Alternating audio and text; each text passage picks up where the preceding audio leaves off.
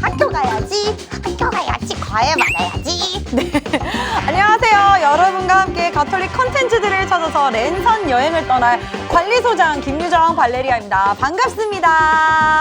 와! 네, 아주 먼 옛날 바오로 사도가 그리스도를 증거하기 위해서 직접 전교 여행을 떠났던 것처럼 오늘날 21세기에도 자발적으로 그리스도를 증거하고자 노력하는 가톨릭 사도들이 있다고 하는데요. 그분들을 찾아서 발굴하고 여러분께 소개하고 그분들의 작품을 함께 시청하는 것이 바로 이곳 바오로 공작소입니다. 네, 그럼 공장님들 안녕하세요.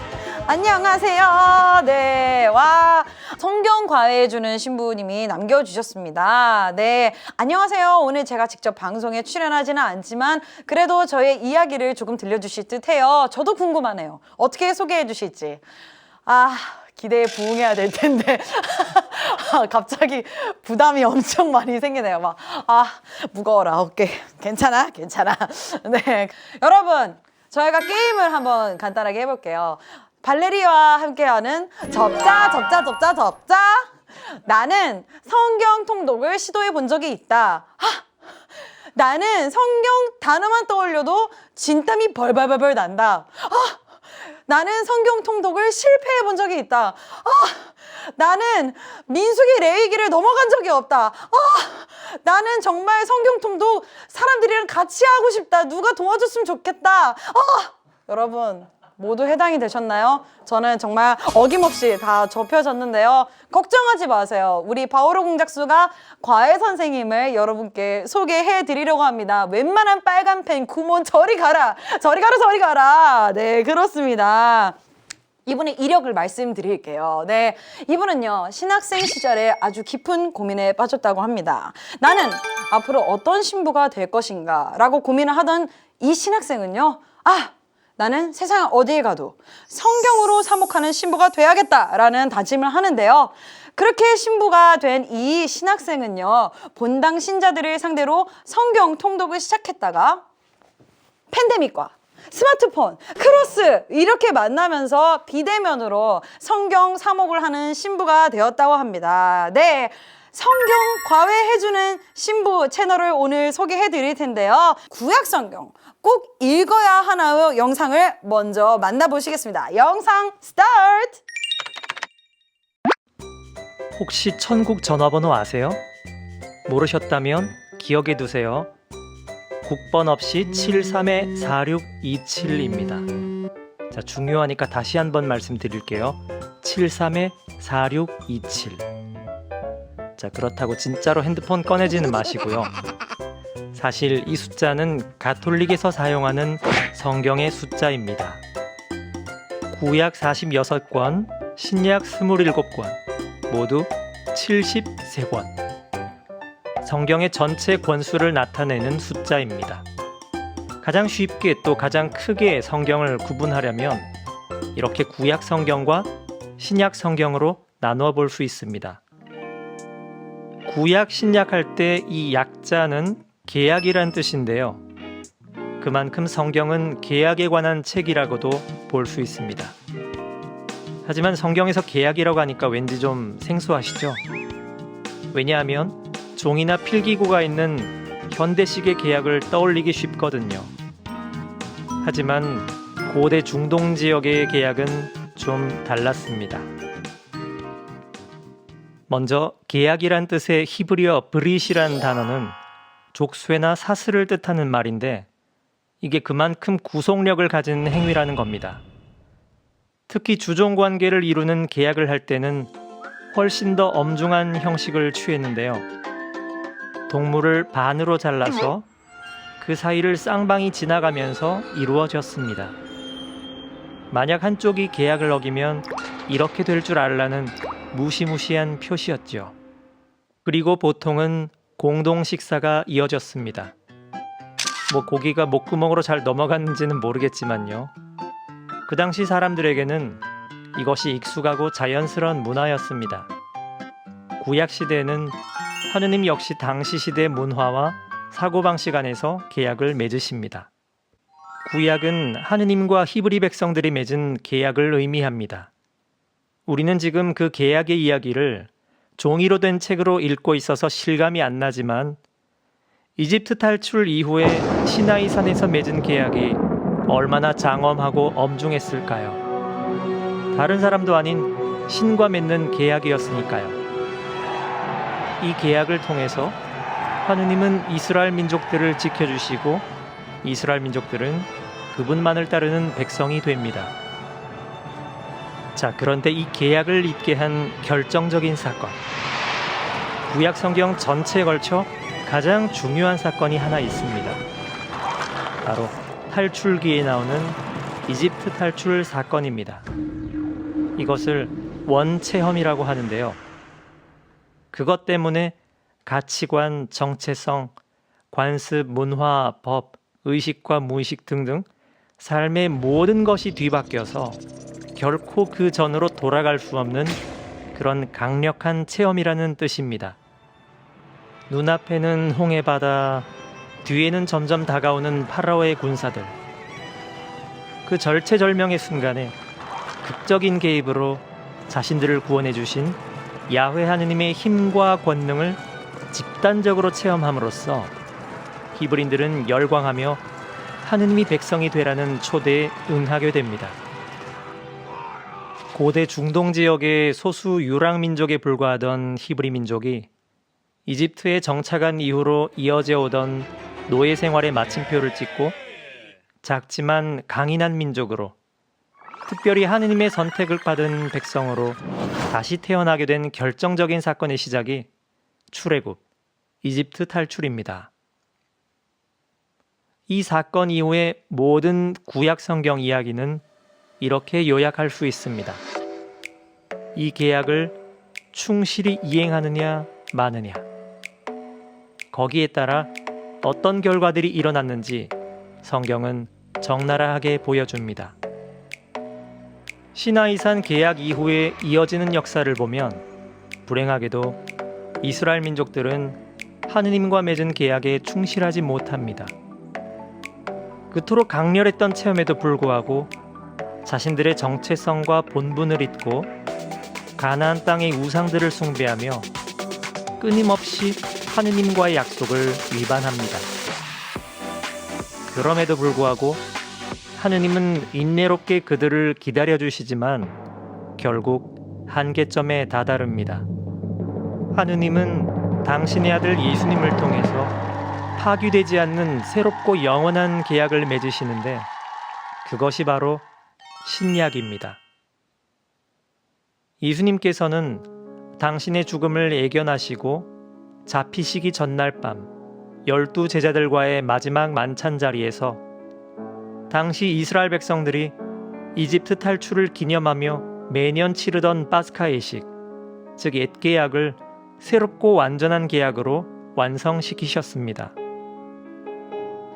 어린 양을 잡아서 그 피를 문설주에 바르고 그 고기를 함께 나눠 먹던 계약 예식이 예수님의 몸과 피로 변모하는 빵과 포도주를 함께 나누어 먹는 새로운 예식으로 바뀝니다.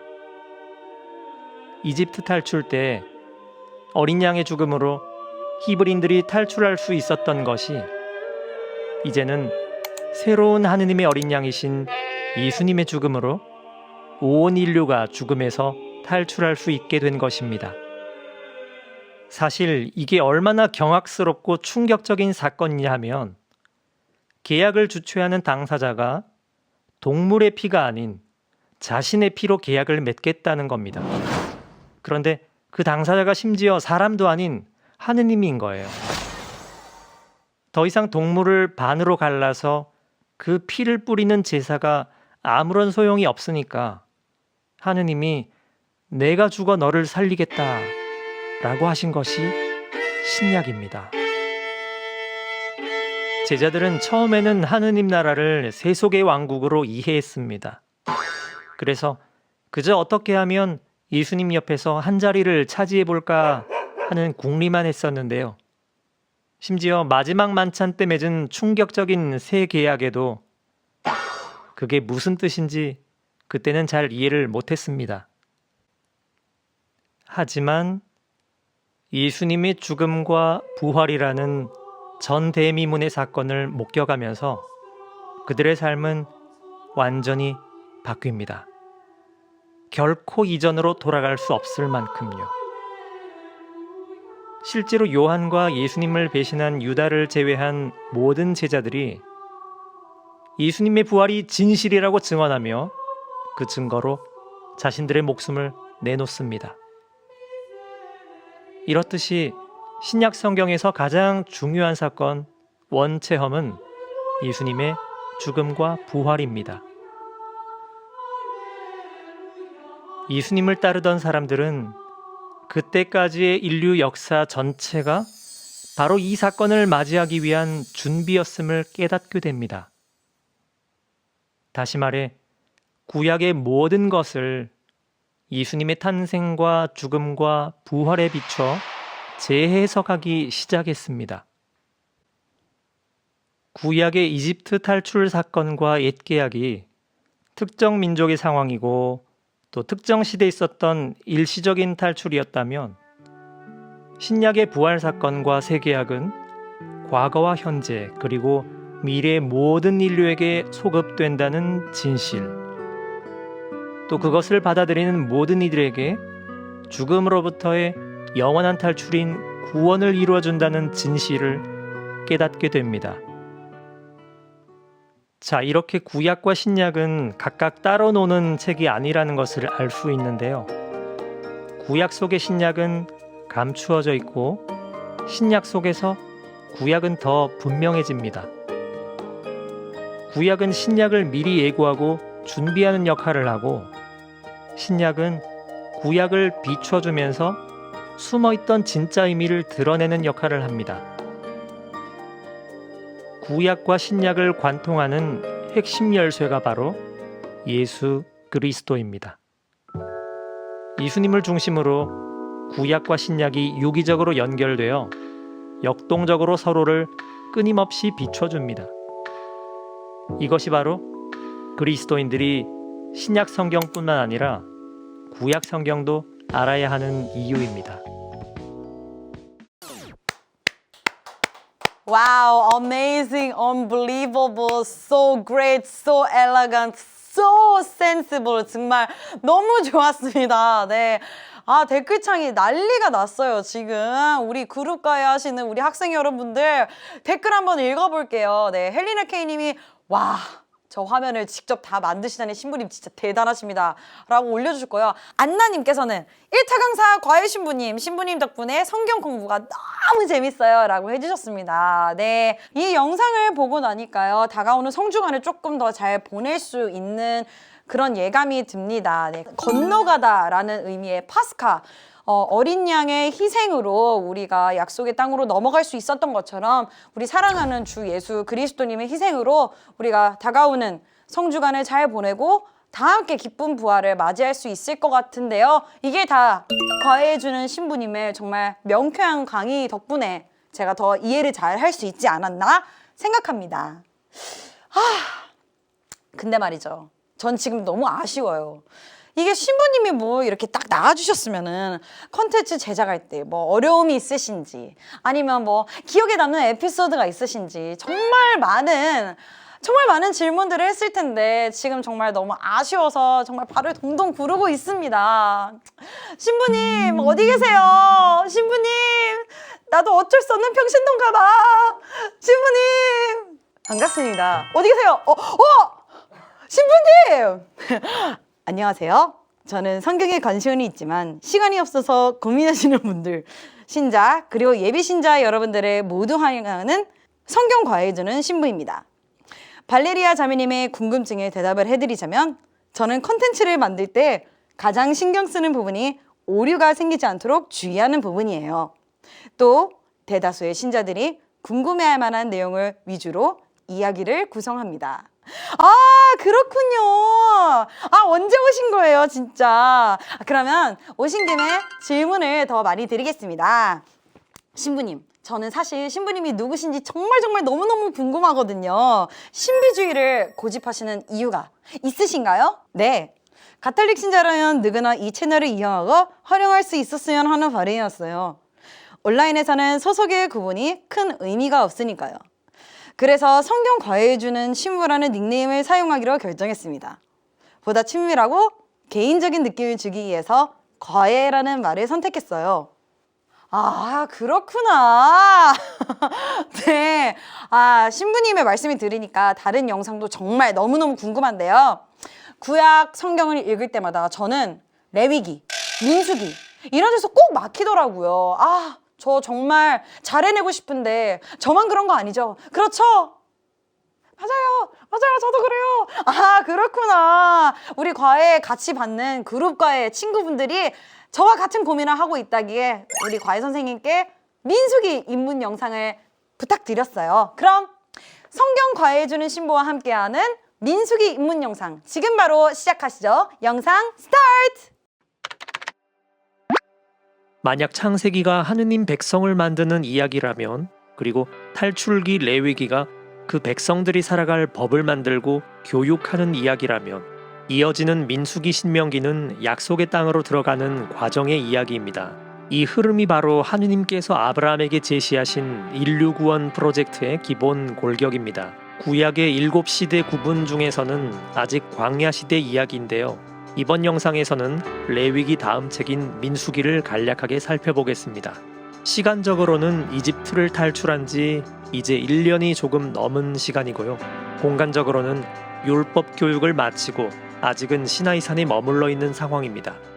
탈출기 후반부에서 이스라엘 백성들은 시나이산에서 하느님과 계약을 맺고 율법을 받고 성막을 만들었습니다. 그리고 레위기에서는 성막에 계신 하느님께서 모세를 통해 율법 교육을 하셨고요. 이제 민수기에서는 약속의 땅을 향해서 출발할 시간이겠죠. 하느님 현존의 상징인 구름 기둥이 움직이기 시작하면 그를 따라 곧바로 이스라엘 백성들도 시나이산을 떠나게 됩니다. 하지만 민수기가 시작되고도 약 50일간을 시나이산에서 더 머무는데요. 그동안 백성들은 두 번째 파스카 축제를 거행합니다. 그 말은 이집트 탈출 이후로 1년이 지났다는 뜻이겠죠. 그리고 인구조사도 하면서 공동체를 조직화하고 병력화합니다. 이제는 그냥 움직이는 게 아니라는 말이죠. 그들의 중심에는 하느님의 현존의 장소인 성막이 늘 함께합니다.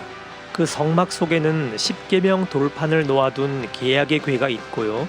성막 둘레에는 레위 지파가 둘러싸고 있고 나머지 지파들이 또 그 주위를 둘러싼 형태를 유지합니다. 이것이 말하는 바는 이스라엘 백성들은 이제 하느님 말씀대로만 움직이는 공동체라는 것을 보여주죠. 더 이상 오합지졸 노예들이 아니라 사령탑을 중심으로 잘 조직화된 정규군의 형태를 갖추었다는 뜻입니다. 이와 같은 사실은 민수기 제목에서부터 이미 암시되고 있는데요. 민수기, 말 그대로 백성의 숫자를 센다는 건데 그 이유가 바로 전쟁 병력을 차출하기 위해서였습니다. 이스라엘 백성들은 가나안 민족들과의 일전을 앞두고 전쟁에 나설 만한 20살 이상의 성인 남자들을 뽑습니다. 눈여겨볼 부분은 한 번이 아니라 두 번의 인구조사를 했다는 점인데요. 그 말은 시나이산에서 가나안으로 향하는 길에 어떤 중대한 문제가 생겼다는 뜻이겠죠. 네, 민수기에서 굉장히 중요한 포인트인데요. 약속의 땅을 코앞에 두고 이스라엘 백성들은 그만 겁을 집어먹고는 가나안 땅에 들어가기를 거부한 것입니다. 하느님 입장에서는 정말 어이가 없는 상황이었을 텐데요. 말을 물가로 끌고 갈 수는 있어도 억지로 물을 마시게 할 수는 없다는 격언처럼 하느님께서도 이미 자리에 주저앉아버린 백성들을 더 이상 어떻게 할 수 없으셨던 것이죠. 그럼 이제 어떡하죠? 하느님의 인류 구원 프로젝트가 여기서 또 한 번의 위기를 맞습니다. 당신 백성들을 만들어 이집트를 탈출시키고 시나이 산에서 계약까지 했지만 이제 더 이상은 못 가겠다고 광야에 주저앉아버린 이들을 구세대라고 칭한다면 하느님께서는 여호수아와 칼렙처럼 당신을 믿고 어서 가나안 땅으로 들어가자고 외쳤던 사람들, 그리고 애초부터 광야에서 태어나고 자라난 신세대들을 데리고 처음부터 다시 시작을 하십니다. 광야에서의 혹독한 영적 훈련의 과정이 소위 우리가 말하는 광야 40년이라는 시간의 의미였습니다. 자, 이렇게 민수기의 구조는 믿음의 세대를 기준으로 하면 각각 전반부와 후반부로 나뉘어집니다. 전반부는 광야에서 결국 죽음을 맞이하게 될 9세대, 후반부는 광야를 지나 약속의 땅으로 들어갈 신세대입니다. 여기서 민수기의 또 다른 이름에 대해서 알아볼 필요가 있습니다. 그리스어 성경은 숫자를 세는 이야기가 많다고 해서 숫자들이라는 이름을 붙였지만 원래 히브리어 성경의 제목은 광야에서입니다. 바로 민수기 첫 문장에서 따온 말인데요. 민수기의 전체적인 내용이 광야 여정 이야기라는 점을 생각해 보면 이 광야에서라는 이름은 특별히 민수기의 지리적인 상황에 대해서 잘 알려주고 있습니다.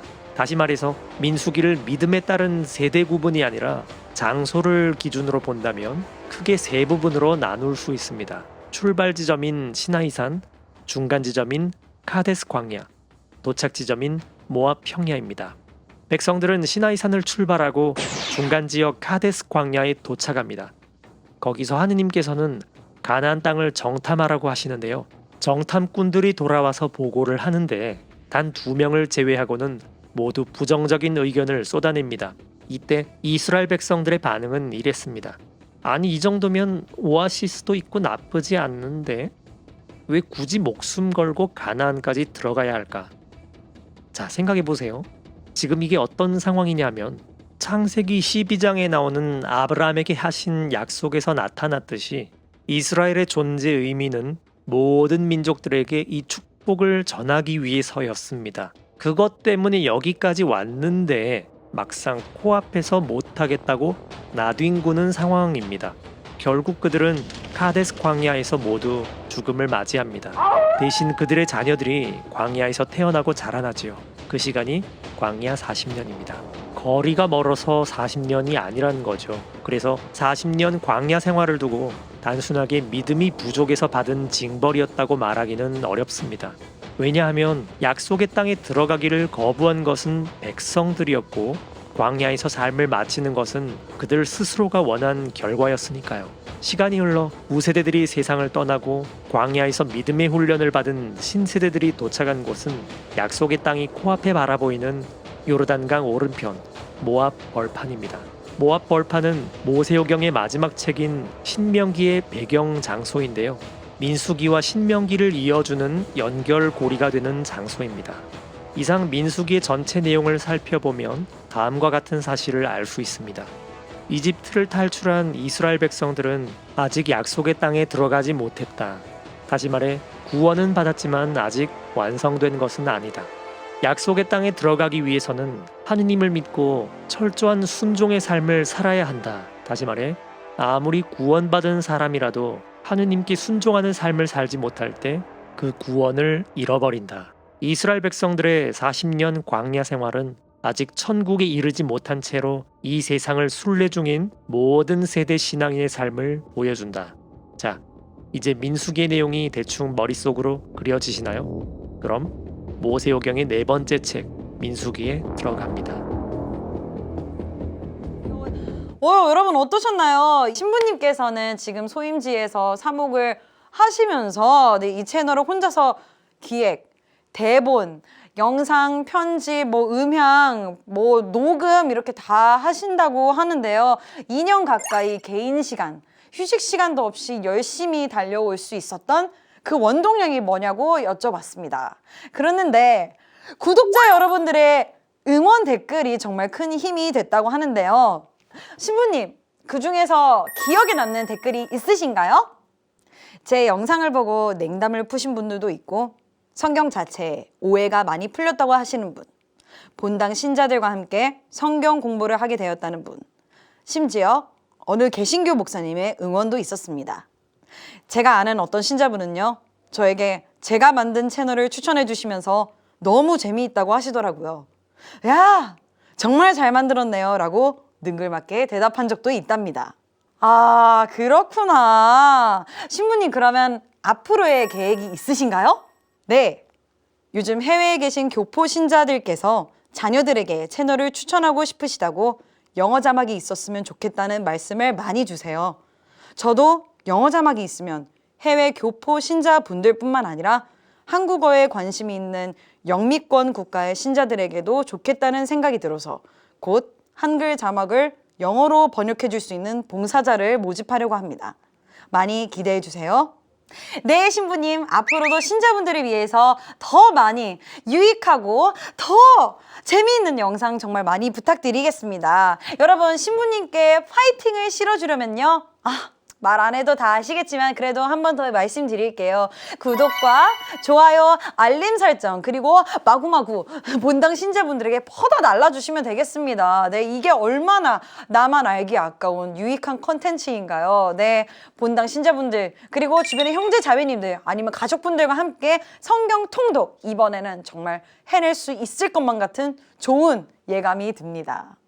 네, 여러분, 오늘 준비한 콘텐츠 어떠셨나요? 네, 저는 정말 바오로 공작소도 풀가동했고요. 저의 뇌도 정말 풀가동했던 것 같습니다. 네, 이럴 줄 알았으면 평소에 공부 좀 할 걸 그랬나 봐요. 네, 여러분, 바오로 공작소는 누구에게나 열린 플랫폼이고요.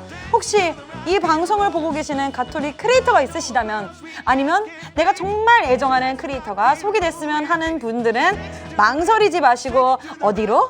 여기로, 바로 여기 이메일 주소로 연락 주시기 바라겠습니다. 그럼 안녕!